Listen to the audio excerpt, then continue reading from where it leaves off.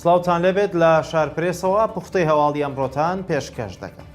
لەم هەفتەیەوە عێراق کار بە یاسای بودجە دەکات. ئەندامێکی لیژنەی دارایی پەرلەمانی عێراق ڕایگەیاندووە. بودجەی گشتی ڕەوانەی ئەنجومەنی شورا دەکرێت بۆ ئەوەی وردبینی تێدا بکرێت و دواتر بە فەرمی کاری پێدەکرێت.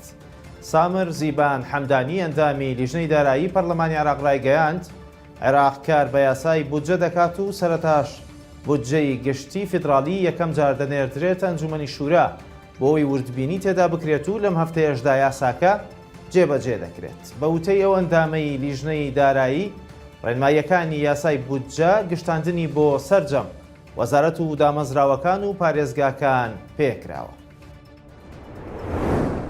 ئێران دەیەوێت بە هاوکاری نەتەوە یەکگرتووەکان هێزەکانی ڕۆژهەڵاتی کوردستان کە لە هەرێمی کوردستانن چەک بکات.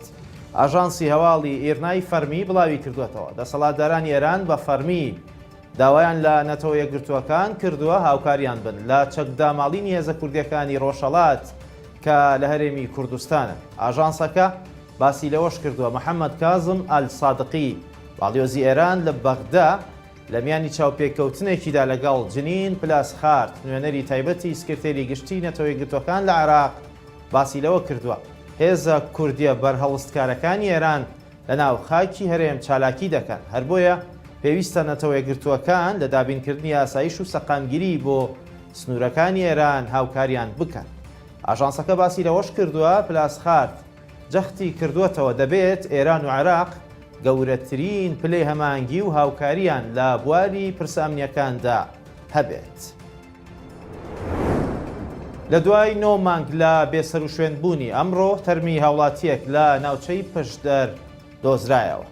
سەرچاوەیەکی نزیک لەو هاوڵاتیەی ئەمڕۆ تەرمەکەی دۆزراوەتەوە بە شارپرێسی وت عومەر عەلی دانیشتووی گوندی گرتک بووە لە قەزای پشدەر.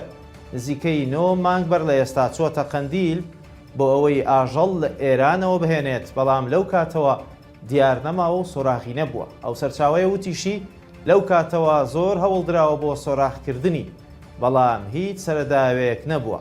ئەمڕۆ تەرمەکەی لەژێر ڕەنوە بەفردا دۆزراوەتەوە و کەسوکاری چوونە شوێنی ڕووداوەکە بۆ هێنانەوەی تەرمەکەی.